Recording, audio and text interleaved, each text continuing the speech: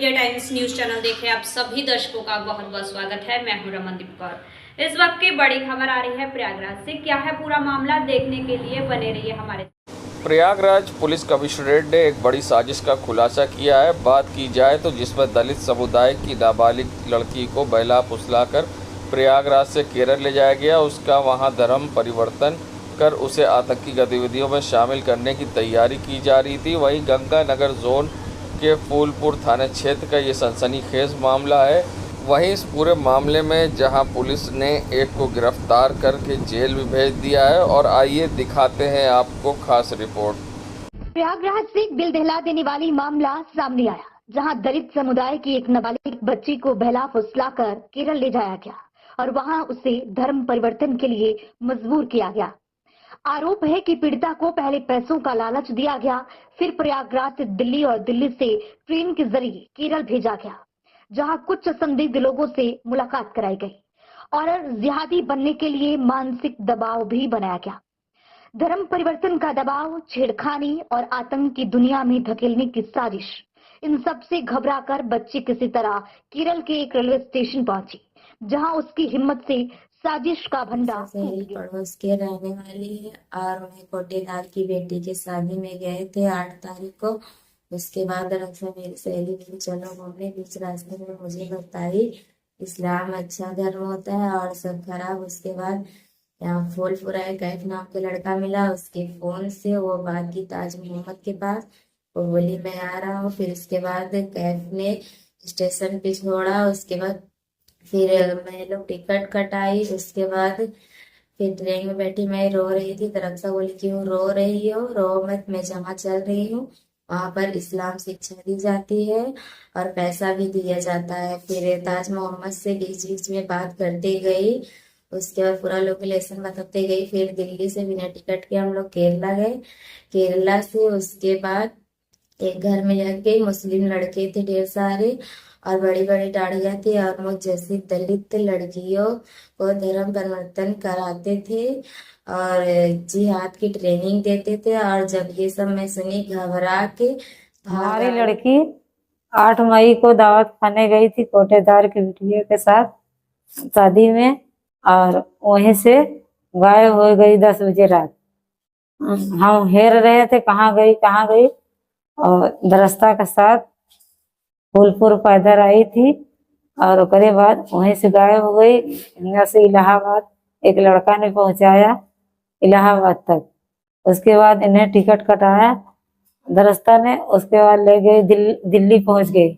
दिल्ली से केरला गई। केरला से हमारे लगे फोन आया था, वो बोली कि अम्मी हमको पकड़ा है, आओ छुड़ा लो। तो आए, हम पुलिस की इतला दिए थे, पुलिस ने छुड़ा के ले आए हमारी लड़की के। पुलिस हमारे लड़की के बरामद लेके आई। पुलिस ने पीड़िता की जानकारी उसके परिजनों को दी, जिसके बाद प्रयागराज पुलिस की टीम उसे सकुशल वापस लेकर आई और चाइल्ड वेलफेयर कमेटी के समक्ष प्रस्तुत किया।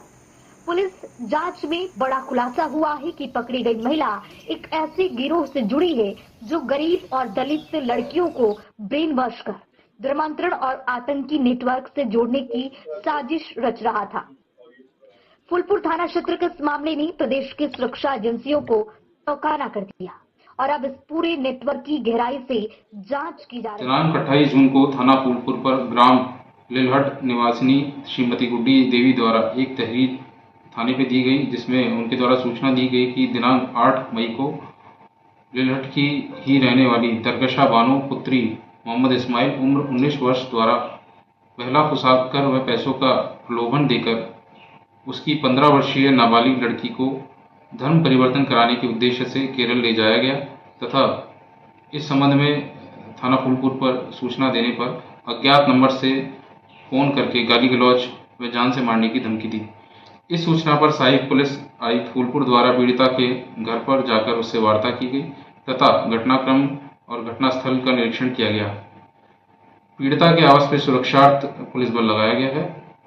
जांच से ये निकलकर आया कि 8 मई को दरकशा बानो नाबालिग लड़की को जबरन धर्म परिवर्तन कराने के उद्देश्य से पहला फुसलाकर वह प्रलोभन देके घर से लेकर गई, जिसमें उसका साथ मोहम्मद कैफ निवासी फूलपुर ने दिया, जो उनको मोटरसाइकिल से प्रयागराज जंक्शन तक छोड़ने गया।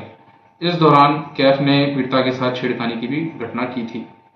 प्रयागराज जंक्शन से दरकशा बानो नाबालिग लड़की को अपने साथ दिल्ली लेकर गई, फिर वहां से केरल में त्रिशूर तक लेके गई। इस संबंध में पीड़िता द्वारा आरोप लगाया गया है कि केरल में दरकशा बानो द्वारा उसको वहां कुछ संदिग्ध लोगों से मिलवाया गया, जिन्होंने उसको पहले पैसों का प्रलोभन दिया, बाद में जबरन धर्म परिवर्तन करवाया और वहां रुककर जिहाद के लिए सिखलाई का दबाव बनाया। यह सब देखकर वह घबरा गई तथा वहां से किसी तरह से बचकर भागी और रेलवे स्टेशन त्रिशूर पर पहुंची, जहां पर स्थानीय पुलिस द्वारा उसको देखा गया और उसके परिजनों को सूचित किया गया और CWC केरला में रखा गया। सूचना प्राप्त होने पर परिवारजनों द्वारा थाना फूलपुर पुलिस के सहायता से लड़की को केरल से वापस घर लाया गया और थाना फूलपुर पर 28/6/25 को कार्रवाई हेतु प्रार्थना पत्र दिया गया, जिसपे सुसंगत धाराओं में अभियोग पंजीकृत किया गया है। इसमें नामित आरोपी दरकशा बानो और मोहम्मद कैफ निवासी थाना फूलपुर को पुलिस द्वारा गिरफ्तार कर लिया गया है तथा आवश्यक विधिक कार्रवाई की जा रही है। प्रथम दृष्टया यह विदित होता है कि आरोपी दरकशा बानो एक संगठित गिरोह के साथ शामिल है, जो गरीब एवं दलित लड़कियों को बहला फुसलाकर उनका ब्रेन वॉश करके धर्म परिवर्तन कराकर आतंकवादी देश विरोधी गतिविधियों में लिप्त कराने का कार्य करती है। इस संबंध में और आरोपों के संबंध में सभी पहलुओं पर गहनता से जांच की जा रही है। मुकदमे में वांछित शेष अभियुक्तों की गिरफ्तारियों के लिए टीम का गठन किया गया है। मौके पर शांति व्यवस्था कायम है। पीड़िता को बरामद कर one stop centre CWC Prayagraj में दाखिल कराया गया है। दरकशा बानो के जो गैंग है उसके सदस्यों और उसके क्रियाकलापों की जानकारी प्राप्त करने हेतु 3 टीमों का गठन किया गया है, जो इसमें गहनता से जांच करेंगे। जहां फूलपुर क्षेत्र की ये नाबालिग युवती को केरल ले जाया गया, उसका धर्मांतरण कराया गया और धर्मांतरण कराने के बाद उसे पैसे का प्रलोभन देकर आतंकी गतिविधियों में शामिल करने की कोशिश की गई थी, जिसके बाद ये खुलासा हुआ है और पुलिस ने एक अभियुक्त को जो इसमें शामिल था गिरफ्तार करके जेल भेज दिया है। बाकी अन्य की तलाश है और साथ ही पुलिस इसमें और भी जांच कर रही है कि आगे किस लोगों का इसमें हाथ है और किस तरह से प्रलोभन देकर लोगों को आतंकी गतिविधियों में शामिल किया जाता है। सैयद मोहम्मद आमिर, प्रयागराज। करछना के इसौटा गांव के बड़वेरा गांव में जहां कल हिंसक घटना हुई थी, वहीं इस पूरे मामले पर अब DCP यमुनानगर का कहना है कि करछना के इसौटा गांव में जो घटना हुई है उसमें भीम आर्मी के कुछ कार्यकर्ताओं ने हिंसक व्यवहार किया। एक जाति घटना को लेकर लोग प्रदर्शन कर रहे थे, लेकिन प्रदर्शन के दौरान कानून हाथ में लेने की कोशिश की गई। पुलिस बल को निशाना बनाया गया, कुछ वाहनों को क्षतिग्रस्त किया गया। हमने तत्काल स्थिति को नियंत्रित किया और मौके पर पर्याप्त फोर्स है, उपद्रवियों की पहचान की जा रही है, उनके खिलाफ सख्त कार्रवाई की जाएगी। शांति व्यवस्था बहाल कर दी गई, किसी को भी कानून व्यवस्था बिगाड़ने की अनुमति नहीं दी गई है। बता दें, ऐसे में जहां पुलिस ने यहां पर पुलिस बल भारी तैनात कर रखा है और गांव में और आसपास क्षेत्र में PSC भी तैनात, वहीं लगातार पुलिस बल गांव और आसपास के क्षेत्र में गश्त कर रहा है और कानून व्यवस्था को चुस्त दुरुस्त रखने के लिए हर संभव कदम भी पुलिस उठा रही है।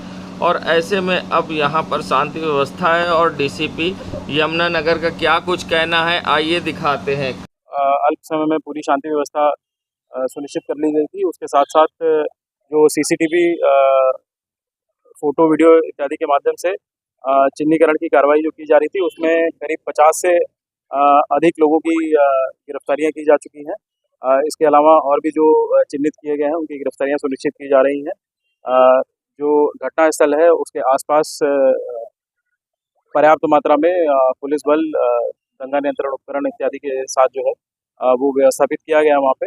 और इसके आगे की जो भी जितनी कार्रवाई है वो बिल्कुल कठोरतम कानूनी कार्रवाई वो सुनिश्चित की जा रही है। कितने लोग गिरफ्तार करे गए इसमें? करीब 50 से अधिक इसमें गिरफ्तारियां हो चुकी हैं। माह मुहर्रम की 4 तारीख को सुजात खां की सराय में की मेहंदी उठाई गई। मोहम्मद एजाज की सरपरस्ती में ये मेहंदी उठाई गई। ऐतिहासिक मेहंदी अपने वक्त के हिसाब से उठा दी गई।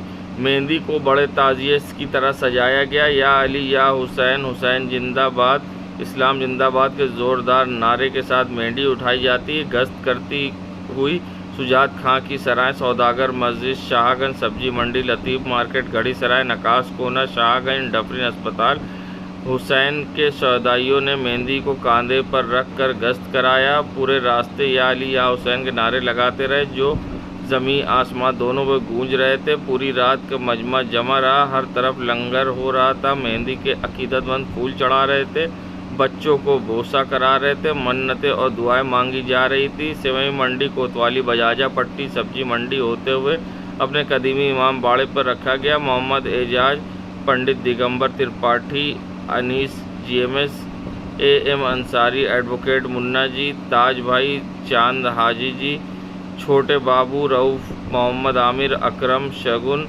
नबी, गुलाम जिलानी, अजीम साहब, उस्मानी, मुसाब खान व अन्य लोग शामिल हुए। संगम नगरी प्रयागराज के करछना इलाके के बड़वेरा बाजार में जहां उपद्रवियों ने जमकर उपद्रव किया था, जिसके बाद DCP यमुनानगर विवेक चंद यादव एक्शन मोड में उपद्रवियों पर बड़ी कार्रवाई की है। करछना में बवाल मामले में एक्शन मोड में पुलिस 24 घंटे में 50 उपद्रवियों की पहचान कर पुलिस ने किया गिरफ्तार। चंद्रशेखर आज़ाद रावण को रोके जाने पर हुआ था बवाल। जब्त गाड़ी एवं CCTV फुटेज से उपद्रवियों की हुई पहचान और भी किया जा रहे चिन्हित। गैंगस्टर एक्ट के तहत की जा रही कार्रवाई। बता दें, पकड़े गए ये जो आरोपी हैं यात्री और पुलिस कर्मियों को बना रहे थे अपना निशाना, आज गलती व क्षमा याचना करते नजर आए, कान पकड़कर माफ़ी मांगते नजर आए कि दोबारा हम ऐसी गलती नहीं करेंगे। और ऐसे में सभियों को पुलिस ने जेल भेजने से पहले कोर्ट में पेश किया और साथ ही जेल में पेश किया है। कान पकड़कर माफ़ी मांगते करछना थाने में नजर आए उपद्रवी।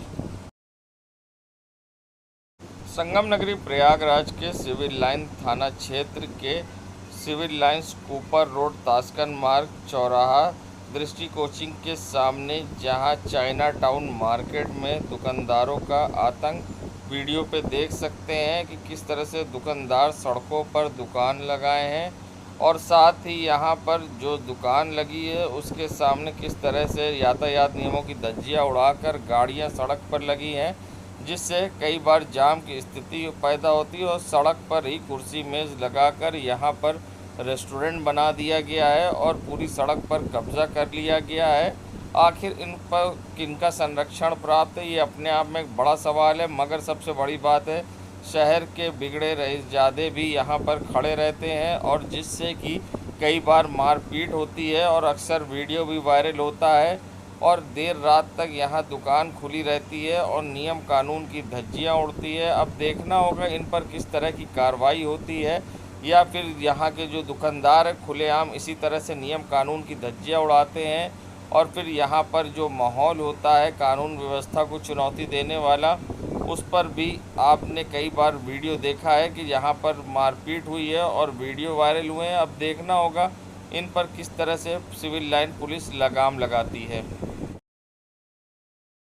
संगम नगरी प्रयागराज में जहां DCP गंगानगर के नेतृत्व में चलाए जा रहे अभियान में सराय इनायत पुलिस को मिली बड़ी कामयाबी, जहां सराय इनायत पुलिस ने 2 ऐसे अभियुक्तों को गिरफ्तार किया है जो बीते दिनों महिला से एक लॉकेट छीनकर भागे थे और वहीं अब पुलिस ने इनको गिरफ्तार कर लिया है। इनके पास से पीलू धातु के आभूषण भी पुलिस ने बरामद किए हैं। वहीं अब पुलिस इनके खिलाफ विधिक कार्रवाई कर रही है। देश दुनिया की खबरों के लिए world media times news channel को सब्सक्राइब करें।